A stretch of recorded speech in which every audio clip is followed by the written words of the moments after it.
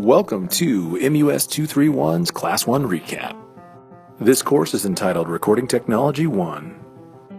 I'm your instructor, Vince Casas. If you have any questions, you can email me at james.casas@unlv.edu. Rules for the studio are available on your syllabus. This week, our topics in the studio include purpose and function, different types of studios, studio roles, and some basic studio design and layout. So let's begin with the purpose and function of your basic studio. Recording studios were created with the purpose of generating media that could be reproduced. One of the major goals of being in the studio is to gain more control of the actual sources that are being recorded. Then, by being in a very controlled atmosphere, we can fine-tune the final product before it's reproduced. There are many different types of recording studios, but most of them fall into some basic form of the following categories. So let's start with music production studios. These types of studios handle most of your recorded media in the form of song. All of your favorite musical artists have been recorded in a music production studio. And while a music production studio is one of the most common studios, it doesn't generate the most revenue. And that leads us to post-production studios. A post-production recording studio focuses on media for film, TV, or even game. The real difference in a post-production studio is that post-production is the assembling of all of the final media that goes into a sync for TV or film. While the musical score, sound effects, and Foley work are typically done at different studios, a post-production facility will record dialogue for most projects. One of those studios is called the scoring stage. All visual media for film, TV, and game is usually accompanied by some form of underscore or movement of music, thus creating the need for a recording studio designed for composition and the recording of a large ensemble. The monitoring and playback aspects for video and audio are much more complex than in most studios. In addition, a scoring stage typically requires more microphones and more track count when recording. Once the score recording is complete, it can be sent off to be mixed at any number of recording studios, and once it's finalized, it'll be sent off for post-production. One more huge aspect in post-production is the Foley Stage. The Foley Stage is a very unique recording studio component, and it's designed specifically to create sounds that are very natural to the actual aspects of what you see in a visual medium. Footsteps, rain, car noises, general ambience, and very prime sound effects are usually generated on a Foley Stage. Once a Foley catalog is created and generated, it will then be sent off to post-production for final sync. A mix studio is a studio that focuses only on mixing the final product. Mix studios do not require ISO booths or the tracking rooms, so they focus on the control room where most of the mix is taking place. Since a mix studio can focus on the mixing aspect alone, they often steer their budget towards high-end mixing equipment.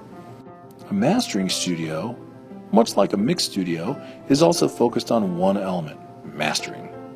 Mastering is the final process of taking the final stereo stems and making the most out of them for final production. A mastering studio requires different equipment than a mix studio, and it focuses primarily on mastering a 2-track, or maybe even a 5.1.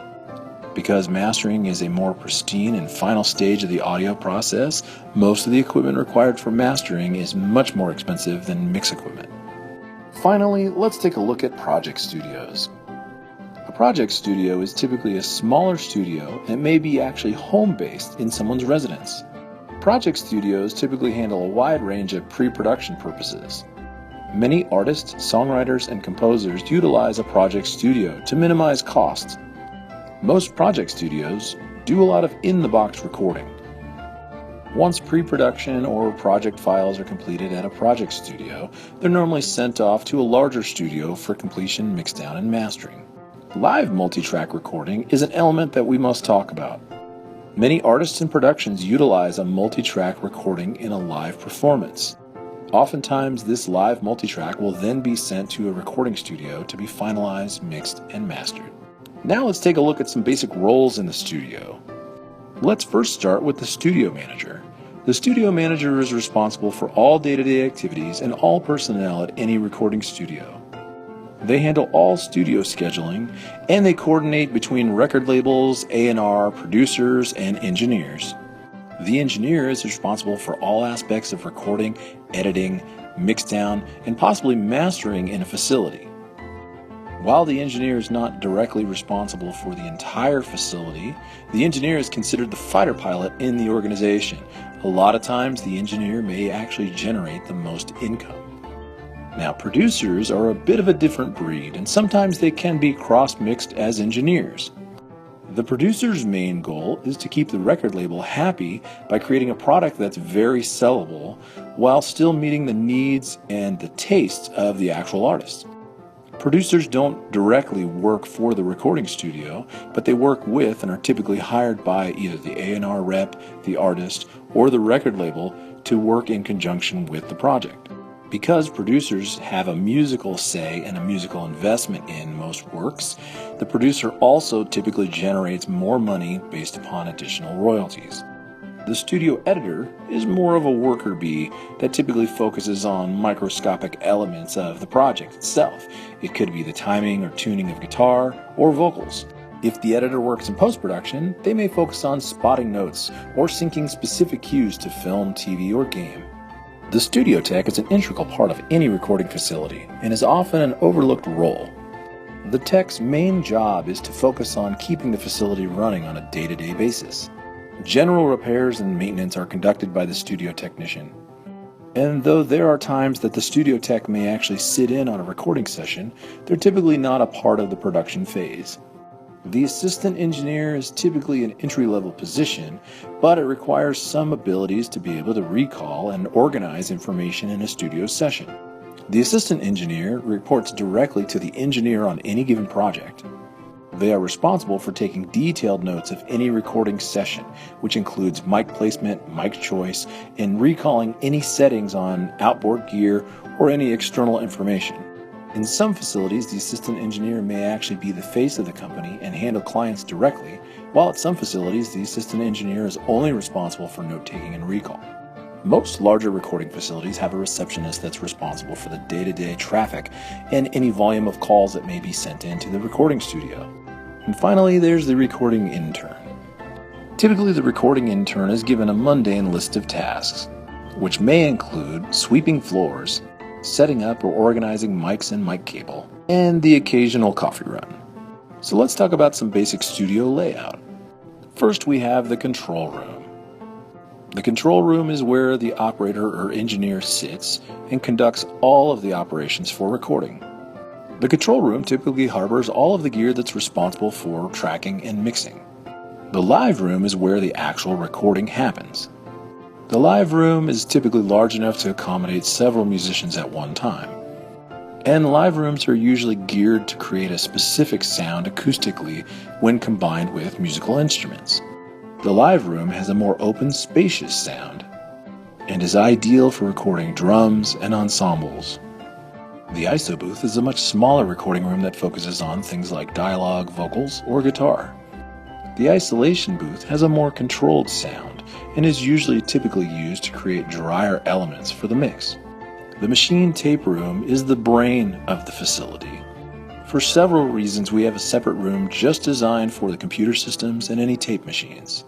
The main two reasons for separating these items is one, to create a climate-controlled area that's best for the equipment, and two, to limit noise in the studio. All studio facilities that actually generate recordings have a mic closet or a mic locker area that they keep their mics and cables. Now let's look at some of the basic studio design. Most recording facilities have something called floating floors. In a floating floor design, the concept is to create a second floor on top of the original floor. This floor is then disconnected from any adjoining rooms so that sound is not transmitted through the floor. Studios also have something called a sound lock. Sound locks are typically small room chambers that separate one room from another by creating a smaller room in between. The purpose of the sound lock is to limit the amount of bleed from one room to another. And by eliminating this bleed, we generate a more quality picture of what we're listening to and monitoring while we're recording. In addition to having a sound lock, we also often double the walls in a studio recording facility. An additional wall typically creates a limited amount of transmission through the walls themselves. In between these double walls, we'll add absorption, and the absorption material will limit the amount of transmission from room to room. When designing our studio facility, we limit the amount of parallel walls. Parallel walls create something known as a standing wave. By eliminating parallel walls, we redirect the reflections of sound so that they don't collide into each other to generate these standing waves. High-angled ceilings are very popular in the recording studio.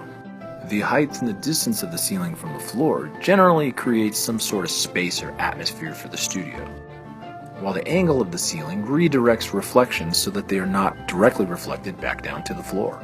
We also limit the amount of 90-degree corners. 90-degree corners in a recording facility typically generate flutter or comb filtering, which has negative impacts on the quality of the sound recording. You'll also find diffuser panels in most recording facilities. The concept of diffusion is to allow for frequencies to be reflected, but instead of just allowing them to be reflected at 100%, they are redirected and distributed in the most even fashion throughout the room. Bass traps are common in the recording studio and most often seen at the ceiling of the control room. A bass trap is typically a large cabinet that's hung in the room and allows bass frequencies to enter the cabinet, but only allows a certain percentage of those frequencies to escape. Thanks for watching. You've learned a lot from today's lesson. Stay tuned for more and feel free to follow me at vincecasas.com.